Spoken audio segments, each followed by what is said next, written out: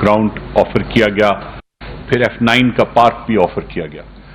दोनों जगहों का इन्हें कहा गया कि वहां पे आप बैठें, हम हर तरह से आपका ख्याल भी रखेंगे और हर तरह से आपकी हिफाजत भी करेंगे। और इनको ये भी बताया गया कि हमें थोड़ी सी आपकी सिक्योरिटी से मुताल्लिक भी खदशात जो हैं लाहक हैं।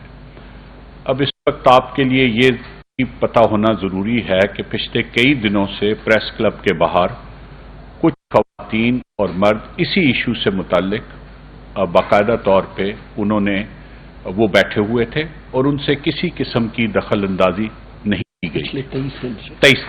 पिछले 23 दिन से वो वहां पे मौजूद थे और उनके साथ किसी ने कोई दखल अंदाजी नहीं की थी।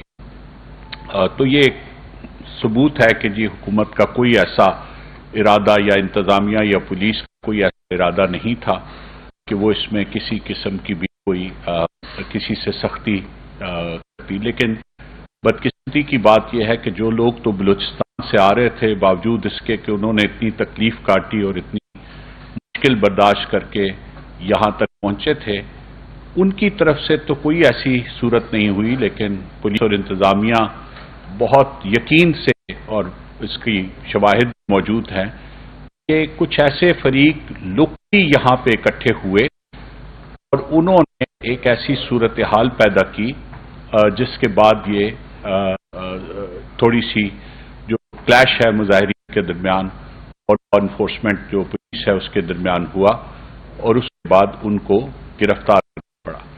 हमारी बड़ी क्लियर पोजीशन है और इसके लिए तमाम तर शवाहिद मौजूद हैं।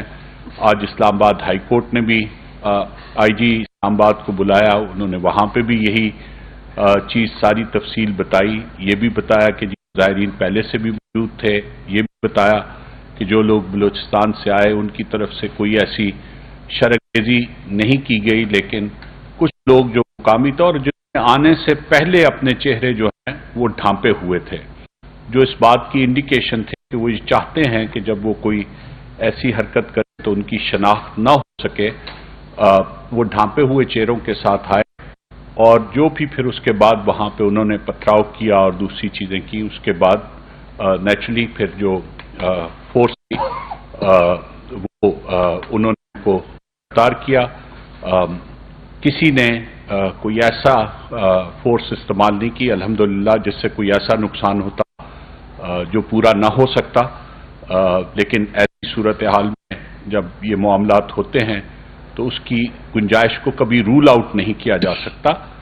इसी वजह से उनसे बार बार ये रिक्वेस्ट की जा रही थी कि ये बहुत बेहतर होगा कि अगर आप लोग किसी ऐसी जगह पे आके अपना धरना दें जिसको हम फुली तौर पे प्रोटेक्ट कर सकें और आपके साथ कोई और आपके दखल अंदाजी या कोई शरारत न कर सके। बहरहाल ये जो मशवरा था वो उन्होंने नहीं माना और जब वो आगे आए तो फिर वही हुआ कि जो लोकल एलिमेंट था जो उसको एक्सप्लॉइट करने के इरादे से था, उन्होंने उसको एक्सप्लॉइट किया और एक ऐसी सिचुएशन क्रिएट कर दी।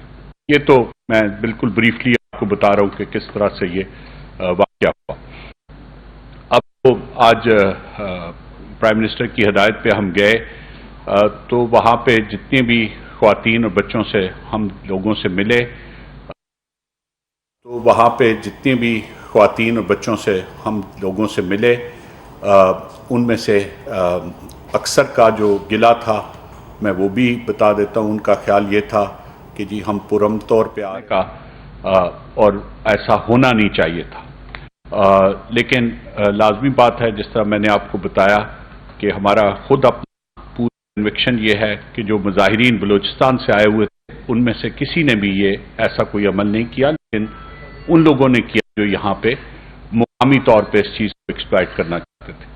बहरहाल सारी गुफ्तगू के बाद और आईजी इस्लामाबाद और चीफ कमिश्नर सारी रिपोर्ट देने के बाद हम वजीर आजम के नॉलेज में आए। इसी दौरान वजीर आजम से डॉक्टर मालिक बलोच जो साबिक वजीर आला हैं बलूचिस्तान के, उन्होंने भी राब्ता किया और उन्होंने भी वजीर आजम से रिक्वेस्ट की कि जी इस इशू को फौरी तौर पर हल किया जाए। तो फिर वजीर आजम